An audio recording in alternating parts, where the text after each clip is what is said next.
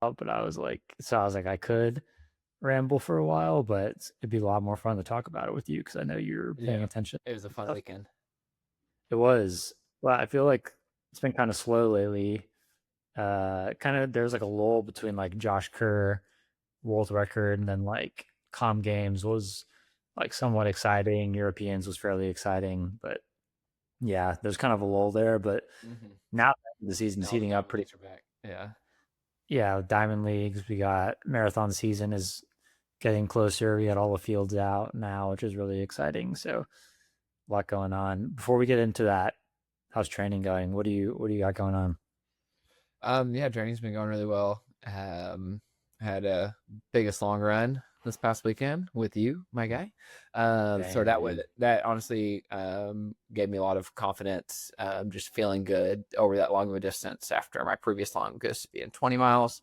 But I've put together 2 to 3 100 mile weeks. Been basically doing the same thing on repeat, double threshold on Tuesday, and then either short speed work or uphill treadmill on Thursday, and then into an either um, quality long run or an easy long run. And that's been like the game plan for Nice. the latter part of a month, and then probably for another 2 to 3 weeks. We're just going to be rinsing, repeating. The goal is going to be to get more 10K fit right now before focusing on the on marathon fitness about 10-ish weeks out. So Yeah, yeah. And you are doing mill race full marathon, but you're just gonna go for the win, right? No yeah, full send effort. that's the hope. The week before mill race, I'm running the Med Center Health 10K.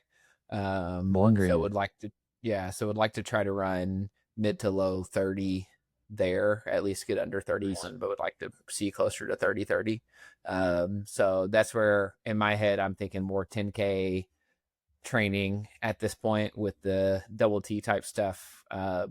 Half marathon, marathon pace in the morning, running closer to 5K, 10K pace with 400s in the afternoon. And then, yeah, then the next week, it's basically we're breaking up the block. I'll be doing the 10K. Then right after the 10K, we're starting the marathon specific training, and we're kicking that off with a 26-mile quality run at mill race. So, and then taking us in the marathon. So, Yeah, solid prize money there. Nobody listening to this, go sign up for it and make it too hard for Corbin. yeah, Keep it nice and please controlled for don't. him. Yeah, the half. You can go ahead and sign up for the half. I might be up there watching. I got a bunch of people doing tune-up races, but I don't think. What weekend is that? It was like the 26th or so of September. Oh, That was okay. sort I'll of. be in Berlin. Oh, gotcha. Yeah, the thought for me was I have about like 7 athletes running, so I was wanting to be up there anyway, and then Yeah, running like the distance stuff doesn't bother me. I'm more beat up after a 5K specific session than I am after a 25 to yeah, 27 mile long run, and so felt like this was a good way to just add in some quality with some intentionality, focus on hopefully just like closing really really well, just to try to go the opposite direction of how I've gone my last few marathons, and just having a strong focus on the last 10K of this race. Fuel well, just on yeah. practice, and it'll give me a good indicator. I think based on how I can close, will give me a good indicator of where I'm actually at heading into the marathon training block. Yeah, yeah, it is like an interesting way to start a marathon training block for sure is going about that. But you're right. I mean, I think you're still in like probably like right around like 219, 220 shape based on the long run over because ideally I'm in like 219 high, like 220 low shape, and you put some distance on me the last couple miles on the long run. So hopefully and that was like a marathon long run for sure, like no Yeah, other way to say it. So yeah, I think you're starting off in already very good shape for CIM. So yeah, you got like 3 months plus to really I mean more than that now right now. So yeah, yeah, it's and then exciting. we're I mean 16 weeks out, so that's what and it makes Jacob. sense. Like you want to get the trials time there, right? Yeah, So it's a good place to yeah, and I start. think one of the big cautions that we had is I always get marathon fit when I'm about probably 6 weeks out from the marathon.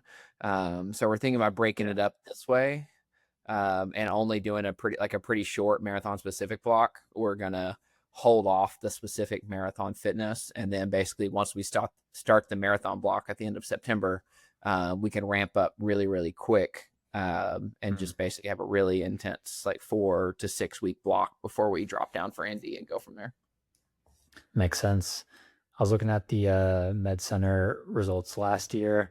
Familiar name in first, but the winning time was 32 low. So you might be a solo effort depending on who shows up. Yeah, I We shall see. know.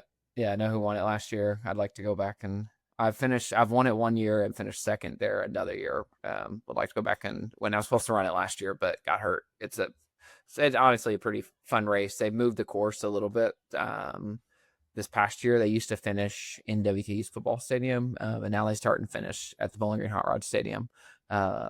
But I Oh, think it's a faster course than it has been in years past, and so excited to go down there and just like start up rip a 10K. I've not put together a good 10K in probably 3 years, so yeah. I think in 24, I'm looking at the 24 results. Dylan Allen won 32 mid. And so I'm assuming like that year was probably like a pretty hard course. You were 33 low.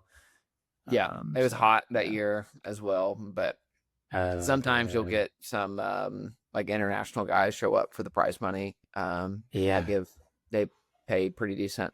Um, but Dude, yeah, it used to be good race, good course. stacked back in the day. Yeah, it did. I mean, yeah, it used to be like Kenyan contingent top five. So yeah, I'm looking at some old results here. Yeah, pretty fast. So like, yeah, that's hopefully you can snag the win, get a nice road PB. That'd be sweet. I would love it. Yeah, What my you got training training? updates. Yeah, similar to you. I mean, we just did a long run over the weekend. That was my best like marathon progression run I've ever done. So pretty, indicative that the shape is good. The problem with me is like I can go and hammer 100-mile weeks, no problem, but it's just like you got to put it together on race day. Like Mm-hmm. the impressive training doesn't matter. Like it matters, of course, like the hard workouts and stuff, but it's like still got to put it together on race day. So yeah, I'm like cautiously optimistic. I just like I know I can like on a great day run like probably 219 low right now, but it's a matter of yeah, like good weather in Berlin, figuring out like feeling good sleep wise for the race, and then uh yeah, I don't know, just doing the thing. So hopefully, rest of training block goes well. Achilles is on the up for sure too. It didn't bother me at all during that long run, and like yeah, that like if it's gonna hurt on any run, it's gonna be on that one. So because that was Yeah, like a pretty exactly. big load. So yeah, I am gonna have to wear the alpha flies though because the heel to toe drop is higher on those, so makes more sense to wear those. But no, yeah, Jacob gave me like a pretty gnarly tempo too. I did like 20K of tempo work around like 521 average on the Wednesday, and that was fairly hard. So yeah, I mean, all signs point to good. I was gonna pace with Sam Griffiths, that guy from Wales that I've had on the pod a few times, 222 guy, hoping to break 220, and he just ran 105 high this past weekend. So Oh wow. I was like, yeah, like Antrim Coast Half or whatever. Galen Rupp was there, Cheserek, several others, but yeah, I was like, he was like hitting me up online, and I was like, we'll see. I mean, we'll see if I go out with you or not. If you go out in 68, I probably won't. But if Mm-hmm. it's like 69 low to mid, maybe I can be talked into that. So yeah, I we'll guess what's see what he crazy is like does. you see a lot of the like Europeans, they like their half times are just so fast, like comparative to like their Yeah, marathon times. yeah, I never understand it, but European, ring up, you're good. the phones are ringing. Um, Probably spam. But anyway, yeah, I think a lot of that, like they will rip 5K, 10Ks, half marathons, and I don't know if it's just the competitiveness Yeah, of like the lower distance road races there and how deep they are. But then when they translate to the marathon distance, it's just like they're still good marathoners, but that the same like correlation doesn't. is not like Yeah, the same as what you see on the US side. yeah, that's true. I think that's a good point. I think in Europe there's a lot more competitive opportunities in the 5K and 10K on the road, especially because there's no NCAA scene there. So like a lot of younger guys are just like ripping 5K, 10Ks on the road at that college age too. And then there's a whole club system as well. So it kind of does support those like shorter distances a little more. But yeah, you're right. I mean, like Ben Felton's like really good at the half as well. Did you see Ben Felton just posted today that he has like two stress fractures or something, or Oh a wow, no, stress I did not. fracture and a stress response? So he's going to be out for a while. One's in his, I think the fractures in his hip or pelvis, and then the response, which is I think stress reaction in the U.S. is in his femur. So yeah, he's going to be out for a while. Yeah, he just ran a 5K Yeah, PB too. yeah, he ran great 5K off of like mostly cycling, so pretty impressive. He's got good top end speed. Like I always watch him close in races, and I'm like, yeah, like he's got good top end speed for sure. He's got a good close, dude. I People have been ragging on my running form on the videos from this weekend because we had a couple like the one we collabed on, like that one got some pretty good traction, got like 40K Yeah. or something, and posted on YouTube, TikTok, and you just got yeah, people were hammering me on the running form. They're like, uh, form looks painful. How do you run that fast with that running form? It's just like, if I could make it more beautiful, I would. But It's not about unfortunately, looking pretty. yeah, I know that's what I posted about. And I used the Lionel Sanders comparison because he's one of Oh the best yeah. Ironmen in the world, and he's got bad running form. So I mean, I don't know. I Connor mean, Mantz and Yom, is it Connor Mantz and yeah, Yomif Kejelcha don't have great running form. They look like they're in pain while they're running. yeah. I mean, yeah. So it is what it is. I mean, I would love to fix it if I could, but I'm bow-legged, and I've always run like that. So I don't know. It's like I'm 30 years old. I'm not going to make a drastic change to my running form at this point. So been working for me for a long time. Anyway, we can move on to unless you got anything else on the training front. I'm good. Been on repeat. Nice. Lots to talk about. Yeah. Me too. There's something nice about like being back in 100-mile weeks, like training hard. It's just like I've said this before on a pod, like it just feels like home. Like just feels right to be training hard. So feels good. Go to bed with like that satisfied feeling every day. It's nice. Yeah, exactly. You can sleep a little bit better Um, when you had a hard day. yeah. Oh, dude, I woke up Sunday. I felt like I was hungover. I got like 7.5 hours of sleep, and I was just like, maybe I didn't hydrate enough after the run or whatever, but like a long, hard run like that will really just like take it out of you for sure. Like I just wake up the next day and I'm just zonked. So I felt better today, but yeah, Sundays are like, even if I sleep 9 hours plus, it's like struggling to stay awake at church. Like, after we go to lunch after church, I'm falling asleep at lunch. Like it's just that long run gets me, man. So, but it's satisfying. Like I earned it. It's good. Anyway, quickly touch on Edmonton half, where Rory won the half marathon champs. The main story from that was like the course was long. The race came out and said not the right message about it. They said like, I mean, they kind of like denied it, right? Or like Yeah. didn't accept liability. And then they, people called them out. Rory called them out. And then they said, okay, yeah, like the course was 647 meters long or something, and made it right. But yeah, I don't know. Interesting situation for like a championship race. Not like it's like some like crazy major. It's like the Canadian half champs, like little long, couple minutes long, whatever. But I understand. Like I think people were more annoyed about how the race handled it instead of like Yeah. the fact that it was long. So Yeah, no, I agree. I think like people obviously talked about it being long prior to the race coming out with their announcement, but I don't think there was the like uproar until the race denied that it was long. And obviously anybody's watch will read slightly long, but this was about half a mile long almost. So yeah, I think I thought Rory's video was extremely funny. He was like, I ran this last year and this is where we turned around versus this is now where we turned around. It's an out and back. So like yeah, he's like, obviously math just isn't mathing if like we turned around at a different spot on an yeah. out and back. So I just thought that was yeah, a weird thing for them to just deny. I like saw an interesting question like regarding Edmonton was would you rather run a half marathon that was too long or a half marathon that was too short? Ooh, man, if it's a PR, dang, I don't know. If it's a PR, probably too long because then at least I'd have a halfway split. But yeah, if it's like 12.9 or something, and I'd like run through the finish if I was like on the way to a PR. I feel like Yeah. but I feel like too long just so you can have the halfway split because like like Truett Haynes was there. He ran 113, but his halfway split was like 111.0. It's like pretty good result for him. Like, I don't know.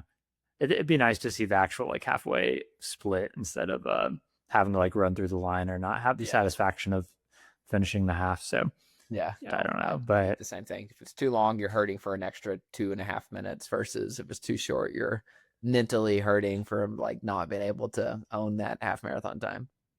yeah. I watched Rory's video and listened to their pod with Jacob, and he had some like interesting comments about the race. Like he said, like with the celebration, he like walked through the finish line backwards, and he said he like wanted to let the field know how like far ahead he was or something like that.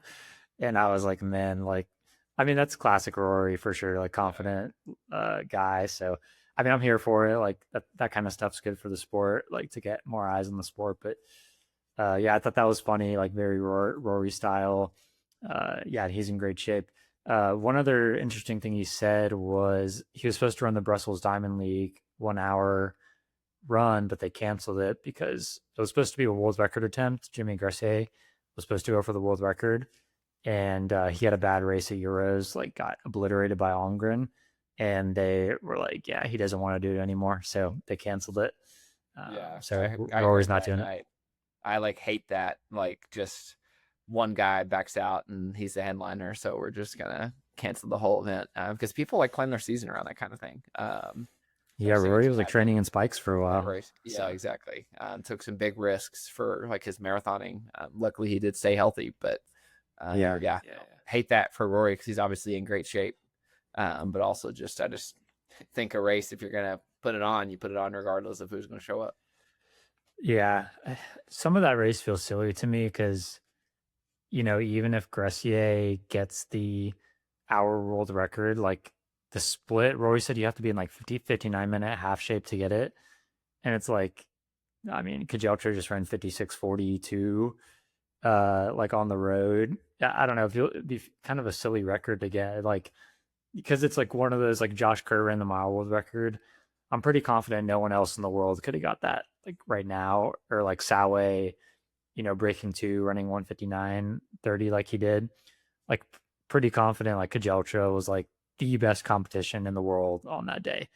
But Yeah, like it's like there's so many other guys that could line up for the hour record and like obliterate it. They just like don't want to. They don't want to run an exactly. hour and spikes on the track. So I mean, like I understand he could probably get bonus money and like good press and stuff beating a Mo Farah record, but I don't know. It's not like that crazy of a record, I don't think. So, but it would have been cool to see Rory in a Diamond League for sure. So For don't get me sure. wrong. Would have been cool. All right. You want to talk New York City fields real quick? Would love to.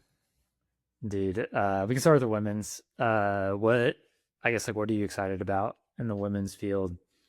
I think I mean, there's probably four names that I'm most excited about. I think Just McClain is one of those that you just love to see her compete. The way that she ran at Boston last year, I think she, on a great day, can contend for a podium at a major, especially on one of Yeah. these more like one of these hillier majors. So, always cheering for a U.S. woman to get on a major. Just McClain's very likable figure. So Yeah. would love to see her get out there. And then I think Wayne Colotti's debut. I think she has the potential to be like an American superstar.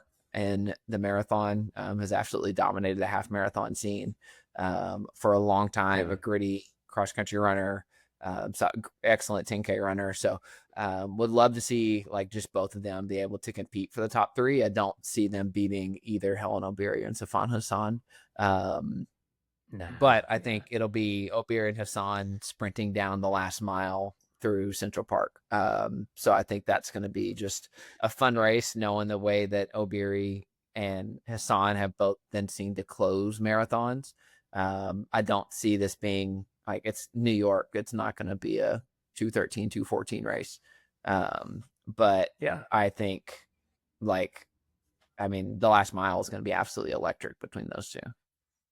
When we're running through Norton Commons or the Pewee Valley area in Louisville, Kentucky, it's pretty easy to spot Mason Construction Home. The attention to detail, the quality, the stunning design, you can't miss it. It stands out. We aren't just saying that either. Our own co host Scotty trusted Mason Construction to build his forever home and he and his family couldn't be happier. Don't tell Scotty this, but we're at his house a lot because we love the home. He's alright too, though. If you live in the Louisville or Southern Indiana area and are thinking about building your forever home or doing a remodel, there is nobody else to trust with this project than Mason Construction. The link to their website is in our show notes. Click on the request information option and start the conversation about what your forever home could look like. Yeah, I could see Obiri making a push from like 2 or 3 miles out to see if she can drop Hassan on the hills in Central Park, just because, yeah, if it comes down to like a 200-meter kick, yeah, if I'm Hassan, I feel pretty good against Obiri. At this point in their career, Obiri was good on the track when she was younger, but Hassan's got a lot more recent success on the track. So, yeah, I think Obiri definitely doesn't want to leave it to the last 200. I'm sure Dathan will tell her that, and she'll probably try to squeeze from a while out. But I agree with you. I think this is going to be. I don't see a different situation from them duking it out with a mile to go in Central Park. I think it's going to be epic. And I no one is going to win this race besides those two. I will put my life savings on that for sure. Yeah, no, I fully agree on that. I could see someone else sneaking in for second place, Yeah, mainly because I think Safan Hassan. I think at the top end, Safan Hassan has the best ceiling. She has a higher ceiling than Helen Obiri, but I agreed. also think her bad races are bad, and Yeah, yet they're there's bad. Settle Fury consistently compete. So I don't see Obiri being outside of 1-2. I think Safan Hassan could win, could get second, could get probably as low as seventh or eighth if something like Yeah, crazy happens in New York. New York's absolutely like brutal course. yeah. Chewed me up whenever I ran it. And so I think if something happens, Safan doesn't have a great day, it's going to be easy for one of these Americans to overtake her. Yeah, yes. If this is like a flatter course like Chicago, I feel better about Hassan for sure. But yeah, Obiri's like proven herself in New York and in Boston. So yeah, Hassan, interesting for sure. I mean, she's runs well in flatter marathons. So yeah, we'll see that. It makes me want to give the edge to Obiri a little bit just because it's in New York. But we'll see. You're right. Like Obiri is more consistent. Hassan has some like really bad ones. So we'll see. Yeah, I mean, I'm definitely interested. Like Kaladi debuting against McLean, Frisbee, and O'Keefe. Those are like the top three American women right now. So she definitely didn't shy away from the best U.S. competition in her first one, which is awesome. So, and she's got a good history, like great cross country runner in college, good on the roads and hillier races, obviously in shorter distances than the marathon. But uh, yeah, so I think she's going to be great. I'm sure whoever, I don't know what group she's with anymore because I think she left Jacob's group and is with Nike now. But and I think her husband paces her a lot. But I don't know what her coaching situation is or anything or where she's training. But I gotta think she's like around smart enough people to dial in her fueling well enough and pace plan or tactics for her first marathon. So yeah, so I think Jess McLean or her probably top American. Jess McLean just ran great at Falmouth, so that's Yeah, giving and me claimed to not be in shape good sign. apparently prior to the race. So uh, Yeah, pretty still true with phenomenal that. to Yeah. see how well she ran there being out of shape. Yeah. I mean, yeah, she almost won. So pretty impressive. Men's race. One thing I wanted to ask you was who do you think is going to finish higher? Or who do you like think has the highest probability of finishing higher between the two debut guys, Patrick Kiprop or Almgren? I would I'm all in on Patrick Kiprop. I think the way he's Really? run on the roads, He's been great. really Yeah. at every single distance has just like dominated the roads. You hear some other marathoners talk about racing against him on the roads, and they're the guy, or he's the guy that they don't want to line up against.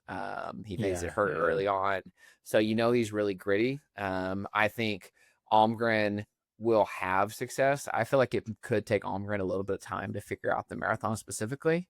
Yeah.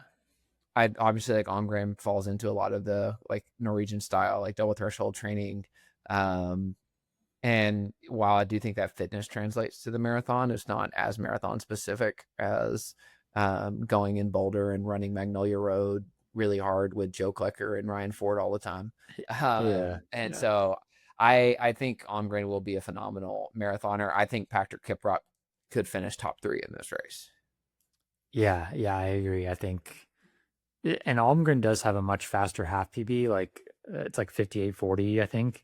I got his 58:41 in Valencia. That was last year, so less than a year ago. Yeah, I mean the thing with Almgren is like he just did solo Euros in the 10K very impressively. I'll give him that. I think he got bronze at the 10K Worlds last year, so neither of those were like paced races. However, if he debuted in Chicago or Valencia, I wouldn't be surprised if you're in like 203, like in just a time trial, get stuck behind a pacer and just like lock into a consistent pace. I think like I don't see a situation like unless something crazy happens, he gets sick or something before the race or has neck injuries, dealing with whatever. If everything's perfect in Valencia or Chicago, good weather, everything, I don't really see a situation where he doesn't run like at least 205 in his debut and it goes really well, just because he's like so calculated. However, New York was an interesting choice of debut. You add the hills in and stuff. Almgren's, track, fast half marathon. He does really good on the roads, but they're always like flat, going for a fast time type courses. So, yeah, the hills of New York throws a curveball. His first long run, like marathon specific long run, went great. He posted it. It was a pretty nasty like 10K progression, and then I think it was like 10 by 1K on off, like some Canova stuff. So, and he crushed it. So, I think the fitness won't be an issue. It's just like, how's he going to do on the hills in a non-time trial situation? So, yeah, I think some of it, like the hills, could play a factor into being a benefit to him, in the sake that having the coming like up in distance, having the half marathon legs, if you get put into a slow race, you might be able to respond a lot better than being drug out at 201, 202 pace in Chicago and Valencia and trying to hold on. You may run faster there, but I think competing wise, I just feel like if they wait till mile 16, 17 to make a hard move, then he might have the legs to run a hard, fast 9 miles after like a fatigued 16 to 17. Yeah, I agree. Yeah, if they go through halfway in like 64, 64 mid, which is like a normal thing for the pros in New York for like the top men, like all of a sudden Almgren's a player for the win for sure. I agree. If he's with the lead pack with 10K to go, 100% he could win. So I think that should be his objective, just like no matter what, be with the lead pack through 20 and see what happens. Pretty exciting. Who do you think? So like obviously Benson Caputo's back. He got second or third at Boston. So like he had a good race the spring, and I believe he won New York last fall. So he has to be the favorite. And I think the rest of the field behind him is like solid. Obviously, like the other, the big four are elsewhere. So he's definitely the favorite. He's getting older though. He's like 35. But the other, exciting race is like Zouhair versus Mantz, and we got a little taste of that at Falmouth last weekend, where Zouhair beat Mantz by like 3 seconds. But that was Mantz's first race in like 10 months. So for that to be Mantz's, he called it like his like what's it called, Rust Buster, and he ran like 4:25 pace for 7 miles. So like pretty good Rust Buster, I would say. Who do you like between those two in New York? I would love to see Connor Mantz like competing near a podium, top 5 finish. I feel like just coming off the long, it's been almost a year, 6 months to a year long injury, just with back-to-back niggles. I feel like Zouhair has to be, if I was a betting man, where I'd put my money. I can't say I'd be shocked to see Mantz just come in and just be sharp and just dominate. I just think like the callousing of the legs that it takes in the marathon, it's a lot of times just stacking block on block on block. And Connor's had to take a intentional step back. I was listening to an interview with him that last week, I believe, and he had to just take time completely off, like no cross training, just to give his body the like energy to heal, just because he would cross train so hard that his bones were just not actually fully healing. Wow. because the energy was going to training and not the healing process. So I think there is a step back in fitness. I think he will. I mean, I think he's a guarantee for like a top 10. I don't think he'll be the top American though. Yeah, I like Zouhair. I think it's time for like Americans to quit sleeping on Zouhair. I think there's enough evidence that he like needs to be taken seriously as the top American marathoner right now. Mantz has just been injury prone. I mean, he's had 2 sacral stress fractures, right? And then, yeah, I mean, he's had, when he is in top form when he races, he's excellent. But I mean, Zouhair ran okay at Chicago last year, ran what 205 to win Houston, and then followed that up with a 203 at Boston and finished like, you know, top 5 in a very competitive Boston field. So yeah, I think it's time to start, you know, considering Zouhair might be the top American right now. Yeah. And yeah, I mean, I wouldn't be surprised if Zouhair got like 3rd in this race, honestly. I mean, just coming off the Boston performance, and I mean, he's clearly in great shape after running Falmouth. So, I mean, the 7-miler doesn't indicate a great marathon, but, you know, I'm sure he's going to walk into the marathon specific stuff now. That was nice, you know, just fitness check. And yeah, I think I wouldn't be surprised if Zouhair got 2nd or 3rd and is with the lead pack with, you know, 4 or 5 miles left in the nitty gritty stages of the race. So, just like the American women were, I mean, like Patrick Deaver was with the lead guys for quite a while last year in New York. Like I wouldn't have anticipated that, the British guy. So yeah, I don't know. I think New York, like definitely even more so than Boston, can like really give some people opportunities that they wouldn't have in like a time trial race. So yeah, I think it's going to be awesome. I think I like Zouhair more for sure right now. If Mantz does some craziness in training that changes my mind, that's a possibility. But yeah, right now I like Zouhair. There's too much. There's overwhelming evidence that Zouhair should be the favorite between those 2 right now. So, just from recent history. All right. Anything else on New York? I don't think so. It's gonna be a fun race to watch in November. Yeah, I'm not gonna lie. Like my main thing I'm most excited about is Almgren for sure. I'm a big fan of his, and I just like how calculated he is with his training and stuff. And he's like Nomio's like he's like the face of Nomio. I swear, like Nomi, like he's Swedish. They love him, but like yeah, I think I just really like tracking him, and like I think he's just a cool guy. So yeah, really excited that he's debuting, and I wasn't expecting that too. So that's what makes it cool. Is like this was like a nice surprise for sure. Yeah. I hear that New York has the best funds for pro fields, so maybe he wasn't planning on it this year, but they threw him enough money, and he was like, okay. So I see that. I mean, it's one of the biggest races in the world. New York does it bigger. yeah, Not bigger than London anymore, but every year they were always going back and forth for the biggest field. They can hold a ton. They treat the pros really, really well, just in terms of like pre-race type things. Whenever I ran New York, got to be in like the sub-elite field, and sort of the setup. We were set up like pre-race. We were set up very similar to the pros in terms of like busing to the start area, but they take you like a mile away from the finish line, and you have this entire indoor track facility to warm up with all kinds of like food and drinks and everything like that. And then like 15 minutes before your race, you just hop back on the bus and they drive you over to the start line. It's like a 3 or 4 minute drive. And so no way. It was a pretty cool setup while you're in the track facility warming up. You can like watch the race coverage live, and the women always go off first, so they don't have the pacers. So you're sitting there watching the women's race for 10 or 15 minutes before they load the pro men up. I thought that was, I mean, I've never been in the sub-elite field of Boston or anything, but I just thought that setup was pretty ideal, being able to be indoor warming up prior to New York, because you can get some pretty nasty weather years there. But yeah, super, super cool experience. But yeah, I think it's a great debut because you also can take time out of the equation and just focus on running well and running true to effort. Yeah, for sure.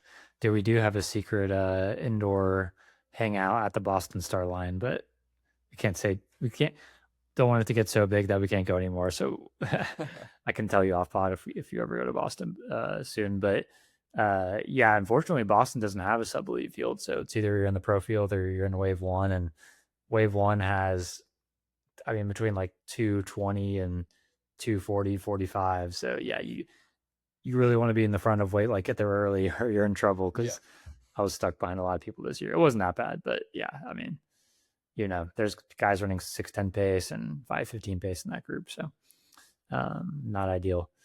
All right, Lausanne Diamond League. Diamond League is back. So the highlight for me personally, as like a fan of American distance running, was the men's 5K.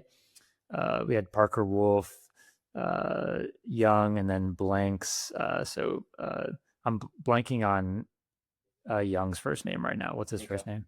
Yeah, Nico Young. He's been injured, so I haven't seen he hasn't been racing that much this year, so I'm not used to seeing his name. Parker Wolf, Nico Young, Graham Blanks, 2, 3, 4, all under 13 at this race. Berhanu Balu, I believe he's Ethiopian. Or did he switch allegiance to, is he one of the Ethiopians that switched to Bahrain? Honestly, that I do not know. Let's see. Yeah, he did. Wow, that was a crazy pull for me. Um, Dang, yeah, that's wild. Yeah, I was gonna say I could have sworn he was one of the East African guys that like, because some of those like Middle Eastern companies like pay like good East Africans to switch their allegiance. Like Kazakhstan's done it before others, but Turkey tried to get like 15 athletes and they denied them. Yeah, really. Yeah.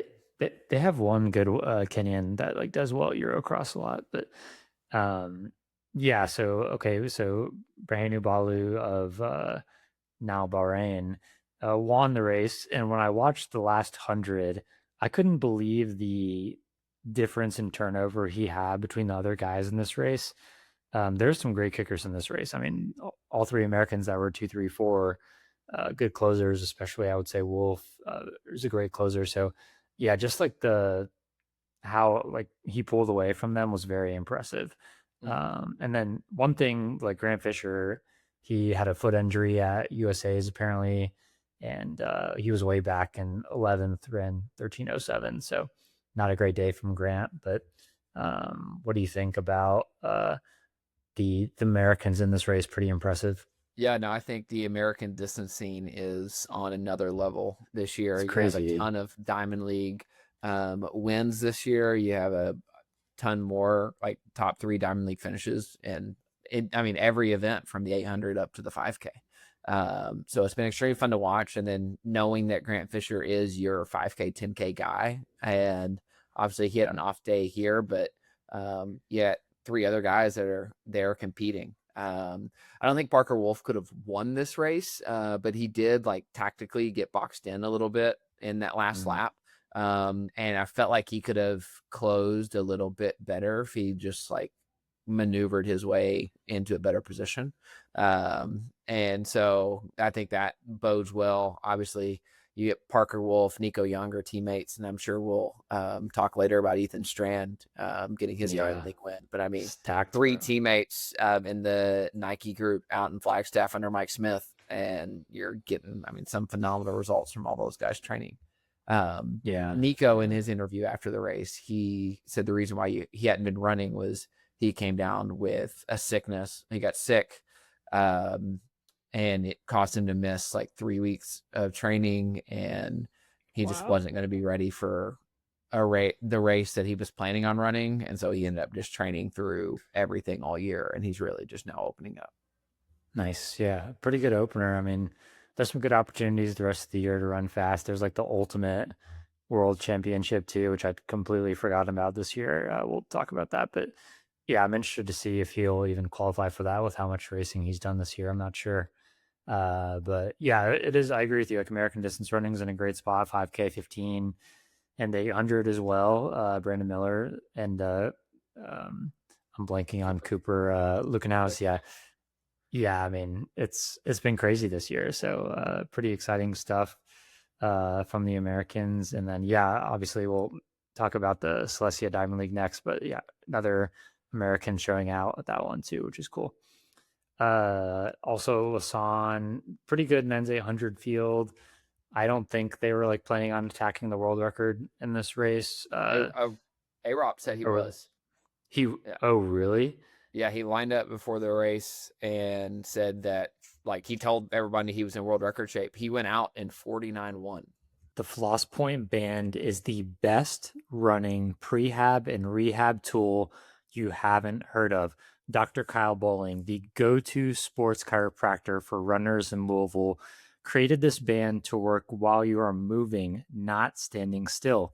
The shear points on the band create shear across the tissue layers as you move, something standard recovery tools don't do. For example, for myself, I wrap the FLOSSPOINT band around my calf and either walk around or do calf raises for a couple minutes before and after runs. When I take it off, I feel immediate relief in my calf tightness, which has been huge for my Achilles recovery process. IT band syndrome, runner's knee, plantar fasciitis, hamstring issues, you name it, the FLOSSPOINT band needs to fit into your daily routine.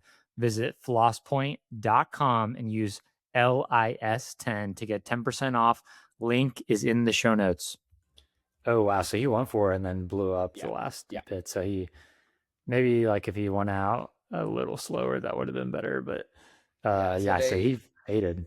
Yeah, whenever the world record was set, blanking on David Rudisha. David Rudisha went out. It was 49 something.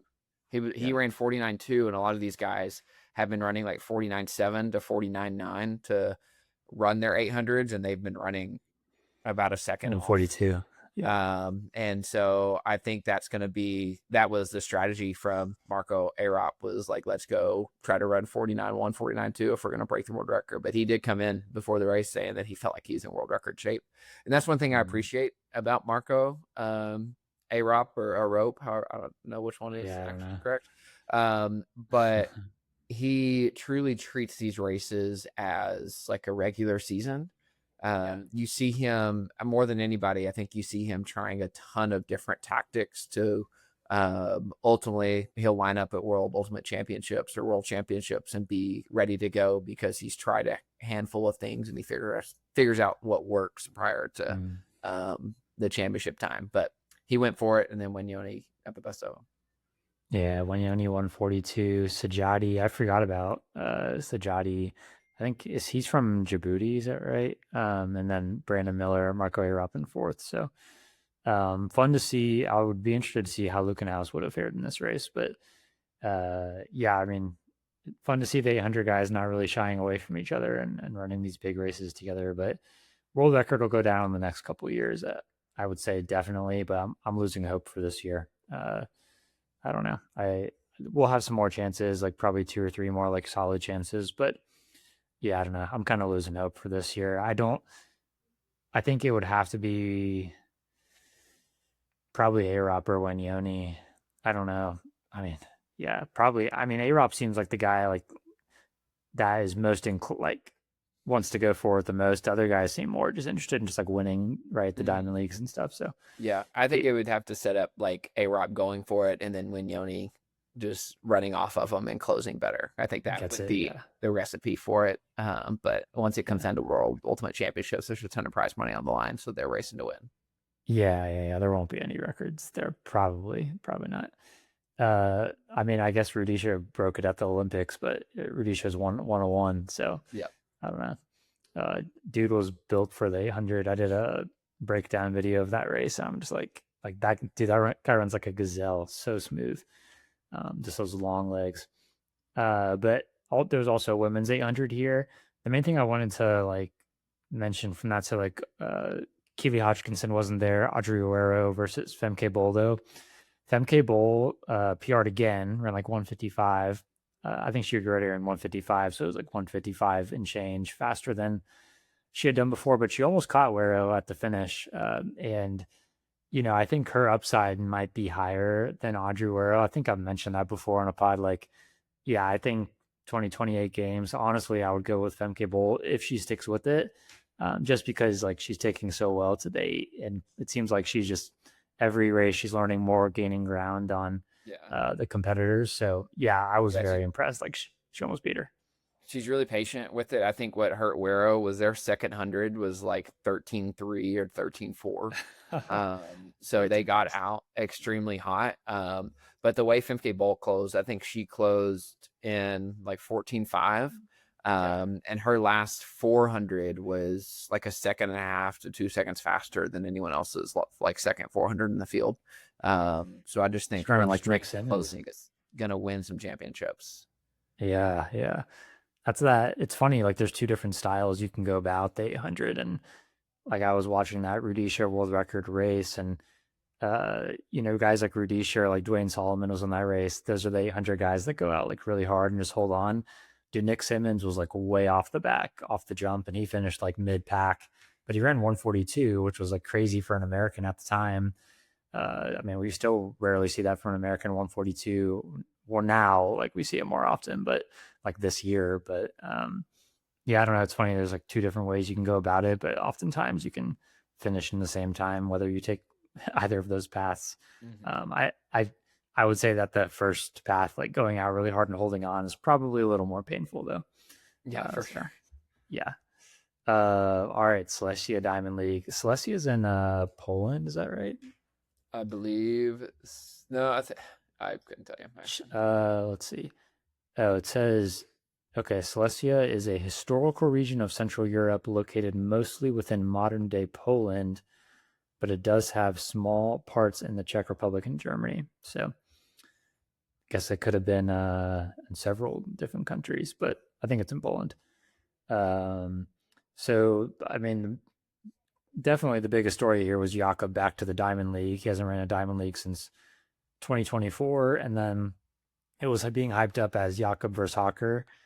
And here comes Ethan Strand breaking up that reunion and winning in 3:30 with a really nice last lap. He closed in 54.3, last 800, 150.4, and was like quite clearly a class of the field with the last 100. So very impressed by Ethan Strand, and he was definitely overlooked and not really media focused in this race, and kind of cool to see him come out on top. So are you like I mean, I guess like two questions for this race. Like one, like do you think Ethan Strand's potential is as high as like Hocker and Jakob? And then like how are you like at the Ultimate Championship? Like who are you liking? I guess at that, like knowing all we know this season so far.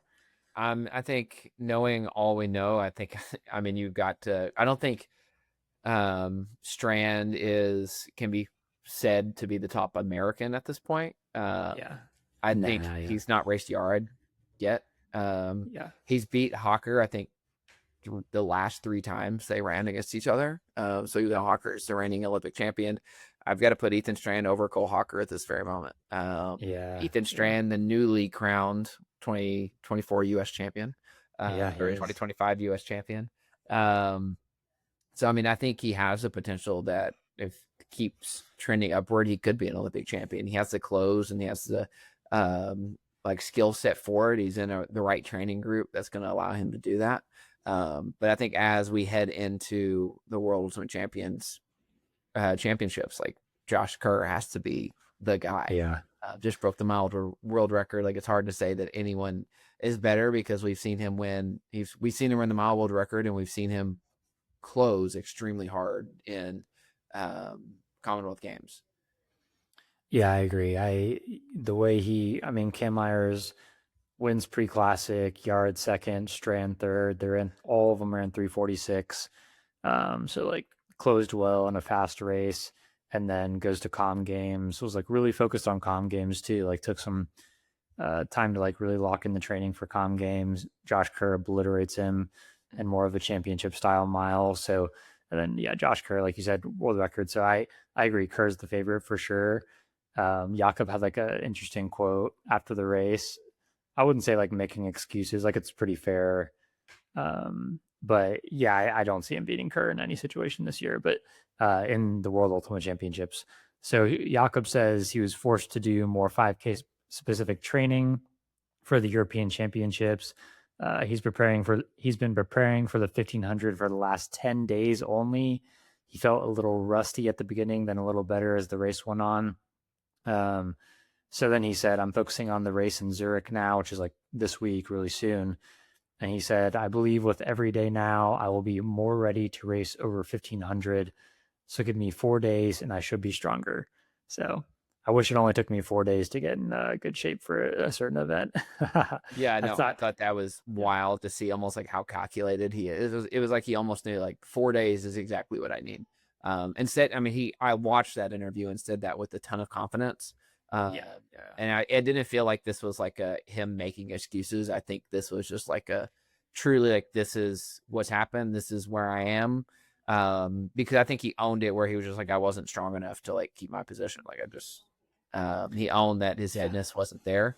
But then he says, yeah, give me 4 days and I'll be stronger and I'll be better. And I'm like, okay, I guess one more race specific session and he's going to be ready for another 1500. But I mean, you see him race a ton. That's almost like how he does his key sessions. And so maybe he feels like after having a 1500 under his belt, he's going to pick up a huge stimulus from having that one like super specific race to his event. Yeah, put this guy like some hard 200s, 150s on the track and spikes. I think he's going to be ready for something a little better next time. Like clearly aerobically he's in good shape. So yeah, I think like he'll get a huge stimulus off of this race for sure. Thumbs up. And then yeah, if he just does like another speed session or something, like someone like Jakob probably does respond to like things quickly like that, just his talent level. So as long as he's got like a really good aerobic fitness base, like he can probably get in the race specific shape pretty quickly. So yeah, excited. I'm glad he's racing this season. I think there was definitely an out for him to be like, I'm shutting down all 2026. And just what he's done already is very impressive considering he had Achilles surgery not that long ago. So yeah, I'm in. I've definitely become a stronger fan of his this year purely because of how he's handled this year. The fact that he's racing and he knows he's not like in his top form, and he's still out there racing. So yeah, kudos. And that's what he's always called people out for not showing up in racing. Yeah. And I think he's really like owned that this year. It was like, I don't have to be in my best shape and I'm still going to show up. And so, yeah, definitely kudos to Jakob for showing up even when he's not fully race ready. He's walking the walk, man, talking it and walking it. So another 1500 that was like pretty exciting at this meet was the women's 1500. So first time Diamond League winner Tsege Dogma of Ethiopia. She was the Olympic silver medalist in the 800, started out as a 400-meter runner, beats Jess Hull. Nikki Hiltz was also in this race. A lot of the major hitters in the women's 1500 were here besides, obviously, Faith Kipyegon wasn't here. She shut her season down. But 355.06 world lead, first Diamond League win, new major player in the women's 1500, I got to say. So I was very impressed by that win. Yep. It was a great race. So, and then one other thing I wanted to touch on was the men's 3K steeple. So Let's Run reported that Gemechu Godana of Ethiopia has gone from 831 to 802 in the steeple in 4 months. And granted, like some of his results prior were at altitude and stuff, but like very much a newcomer on the scene. Never heard of this guy before. And he beat El Bakali, outkicked El Bakali in this race, ran 802. So pretty impressive. I think El Bakali is like not the, like, I think for a few years there, he was like pretty easy pick to win everything. And yeah, now there's like some pretty solid competition for him going forward. So yeah, I still miss Evan Jager, and Kenneth Rooks has been kind of, he got silver and then we haven't seen too much of him since. And I don't know, like same with the women, like American women, there's some like really solid American women, but there's no Emma Coburn, there's no Evan Jager. So I want like a American to like step up to this top Diamond League level again, man. I miss it. It was fun. And the steeplechase is just weird this year as a whole. It's not a World Ultimate Championship event. And so like where it's still an off year, that's what everyone's calling it. It's an off year. Everyone's still tuning up for the World Ultimate Championships, and that's what they have their eyes set on. With the steeplechase not being contested, the steeplechasers do have a true off year. They might be trying to focus on the Diamond League final. And so obviously El Bakali wants to win, but I'm also like not too stressed. He's still the best steeplechaser in the world. A lot of the other top steeplechasers have like shut their seasons down already. George Beamish is done for the year. Dang, is he? Like with I guess he's maybe Ethiopian. I can't remember his name that fell. Lemechi Gurma. Herma, yeah. I've not seen much of him this year.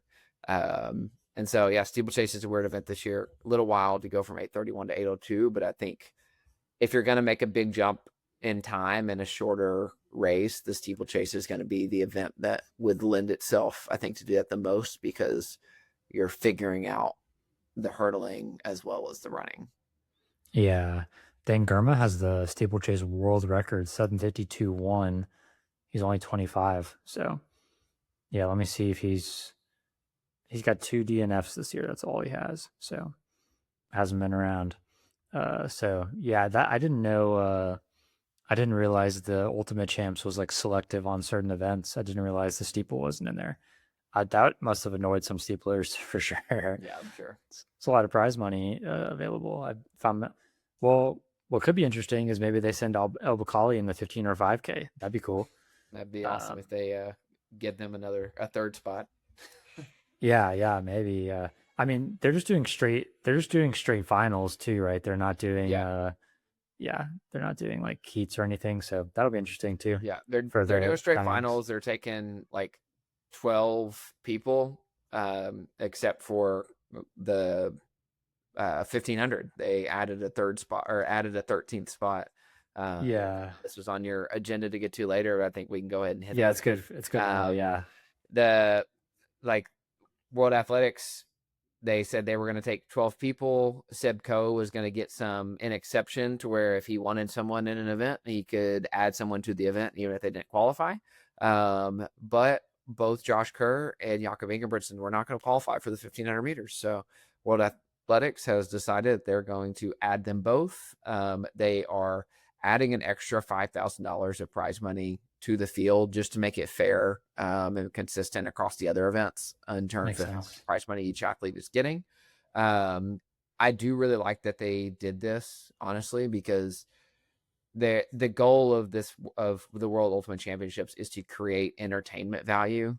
It is World Athletics event. It's not a world championship. They're not changing the rules for like representatives of countries and things like that, but their goal is just to create an entertainment like valued event over the course of this year when there's not a world championship. And the best way to do that is put Josh Kerr and Jakob Ingebrigtsen on the start line. So with that, I like that they're making their own rules.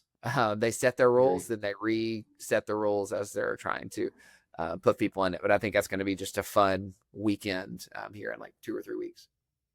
Yeah, I agree. I think like in the Diamond League final last year, Jakob and Sydney McLaughlin were trying to get in, and the Diamond League said, no, you don't have the Diamond League points required, but Diamond League's a separate entity from World Athletics. So yeah, World Athletics can make their own rules. And I like, you're exactly right. The idea of this was, how do we make an off year more exciting?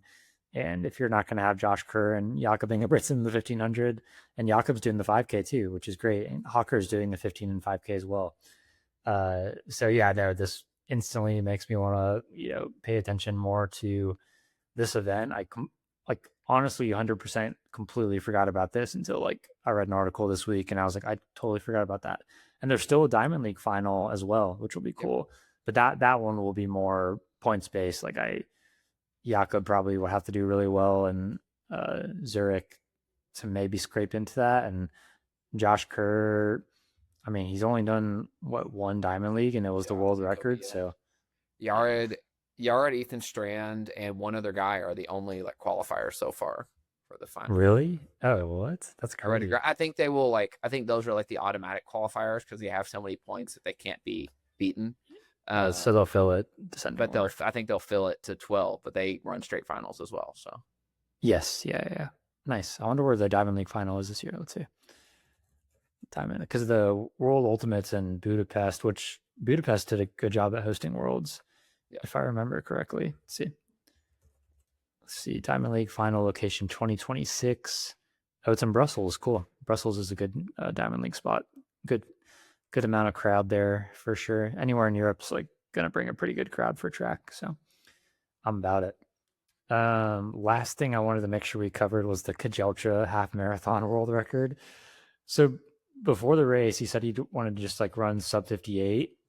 And I guess like the Pacers kind of went out on that pace. And honestly, when I saw Kejelcha was running Buenos Aires half, I was like, okay, he got a ton of money to be entered into this event and he's just going to run for the win.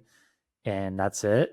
I did not anticipate a half world record going down in Argentina, but I mean, I guess if Kejelcha's on the line and any distance, really like you can't put away a really fast time or world record. So were you surprised to see this over the weekend? Yeah, no, absolutely. I had to like look up the Buenos Aires half marathon after he did it.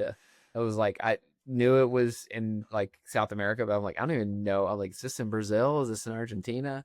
No, absolutely crazy. Dominated the field. Like looking at his like final splits, like the way he closed that was absolutely wild. And then he closes and jumps up, gives like a Mario fist bump in the air, like not even completely gassed. And I mean, he's running Valencia. He's still got 20 weeks, 16 to 20 weeks before he's got his marathon. So he's not even in the brunt of marathon training. Yeah. And this halftime converts to, if you look like a VDOT conversion, it's 158 mid to 158 40s. And so, I mean, what are we going to see in Valencia? It's going to be wild. Yeah. I mean, I'm glad in Valencia he is John Career because like, yeah, I looked at the Berlin elite start list. Dude, it is after Silesia, it is like not interesting. Like Silesia gonna, it's just like at the Silesia show. And like same with the women's heel Tix Josefa is like by far the best entry. So I'm glad like Kejelcha will have John Career surely wants to break two in Valencia. He wouldn't be going to Valencia running against Kejelcha unless he wanted to do that. So yeah, I'm assuming what Kejelcha will do is maybe take some downtime and then refocus for Valencia. But yeah, I was really impressed. So like his 10K split from 10 to 20K was 26:45, and then from 20K to the finish, his last K was 2:32. Absolutely filthy. And he was running solo like the back half of the race. I mean, what pacer can run this pace besides like the other two or three best half marathoners in the world? So his quote after the race was like hilarious too. He says, the travel from Ethiopia was long and I was tired the first days here, but later I felt better and today I was full of beans. That's what he said. And then after the race, he said, I had planned to run conservatively over the early stages, but I felt good and decided to give it my all. It's like you like mid-race decide you're going to set the world record today. And then because I now hope to try the Argentinian meet, which has a very good reputation. This afternoon, I've been invited to watch the River Plate Velez football match, which is like Argentinian club teams. And I'm very grateful. So yeah, I love Yomif. I think, I think a lot of the time it's like language barrier or maybe the East Africans don't give like the most personality in interviews. But, you got like someone like Kipchoge, like great interviewer. Like everyone wants to hear what Kipchoge has to say. Like Sawe's like interviews are like not that exciting. Bekele like wasn't that exciting of an interview. Dude, Kejelcha is like a pretty good interview. Like people, and he dresses well and stuff. Like people comment on his swag and stuff. So yeah, Kejelcha is like great for the sport for sure. For the East Africans, like yeah, I'm a big fan of his for sure. Just I think we got to see like a little bit more of his media side after he broke two, and yeah, for this race, more banger quotes from Kejelcha. So yeah, I like him a lot. Fun guy. Yeah, no, I do too. And I think like there's a lot more, obviously you never know at that level, like you're just banking on people being clean, but you have a lot more like confidence in a guy who has dominated from 2019 in the mile and has worked his way up to this. And like, you've just seen that steady progression of being dominant at every single level. And so like, we're going to hope and pray that he's clean because he is doing some special stuff. I think he will be the marathon world record holder by the end of the year. Yeah, agreed. Just the way he's running right now, if he can stay healthy, like he's he's pretty special. He's only 29 as well, so he's got plenty of time to do more crazy stuff. Technically, I wanted to make sure I noted that Kiplimo's half marathon time is faster, but it was the one that was not ratified due to him running too close to the pace car in Barcelona. So not ideal. But yeah, so Yomif, what and maybe that did have something to play with it. But anyway, so Yomif Kejelcha is officially the record holder, 29 years old. I want to see how old Zouhair is. I don't know. The fun fact is Yomif actually was officially the record holder before that, because Jakob Kiplimo, who ran another fast half in Lisbon, it has also not been ratified. It's not been deemed not ratified, but it's not yet been ratified. So the official ratified record was what Yomif ran in Valencia last year. And so he ran this past weekend. It's pending ratification as well. But Jakob Kiplimo has never got to officially hold the world record, because as soon as it gets ratified, so is Kejelcha's. So yeah, I saw that. That's I wonder why they're taking so long. They're just being nitpicky, finding something else to take away from Kiplimo. I don't know. So blame him. Yeah, I don't. Like Lisbon must have put together a fast course, because I was just there earlier this year, and it is not a flat city. So I don't know where they put that course, but not a very flat city. Zouhair is 31, by the way, so he's still got several years of good running as well. So, I mean, at least I want to say that, because I'm 30, so I would like to say I got a few more good years. So, but now that I'm 30, I do think about making the most of my prime more than I ever have, for sure. Seeing that number. So, are you 30 as well? No, I'm not. I am 28 for 2 more weeks. Oh, dude, man, lucky. Couple years younger. Yeah, you do. You got all the time. Yeah, 30 is making me think more about my career. Oh, dude, you have I'm on World Athletics. You have a profile. Congrats. I know. You got to be fast to have a profile. I got it I think I got some results there from college at one point, but 220. Let's see. So your grandma's is on there. 2019 is, you got a steeplechase, 5K. Very nice, dude. Let's see what does it have your personal best right from the half's wrong. Yeah, the half is wrong, because I ran that as a small race. So I think races have to get certified to be World Athletics approved to count towards your profile. And I don't even think that the Marathon Project did. But what they will do is you can take your score from your 2 best performances over the past, I think, 2 years in the marathon. And you can see what you're ranked in the US and stuff like that. So that's a cool thing that I've been looking at, and I'm oh, I'd love to be top 150 or top 100 in the US. Just getting enough world rankings points. Not it does anything for me, but it just feels cool. Yeah, it's cool. It's cool to see where you rank. It's funny that the head-to-head suggestion for you is you versus Kelvin Kiptum. So he beat me. So yeah, it says Kelvin Kiptum's 1-0 against you. So unfortunately, that's always going to stay like that. Rest in peace to Kelvin Kiptum. I wish he was still here, man. I would love to see him racing against Kejelcha and Zouhair. That would be, man. Ooh, that'd be good. At least it took the world record to beat me that day. Yeah, true. You got 43rd at Chicago. It's pretty good. That's top 50 at Chicago is pretty legit at a world major. So that must have been the fast year, though. 43rd to get run 221. It was a good weather year, so it was great. Yeah. But all right, anything else on this pod? That hour flew right by. Yeah, it did. Oh, it was fun. It was a good time. Maybe we'll have to get back on and recap World Ultimate. Yeah, we should. Yeah, so that's September 13th. So it's pretty soon. What's that? 3 weeks away. So yeah. So hopefully the weather's good for it, and get some fast times and see how it goes. But yeah, no pacers or anything, I don't think so.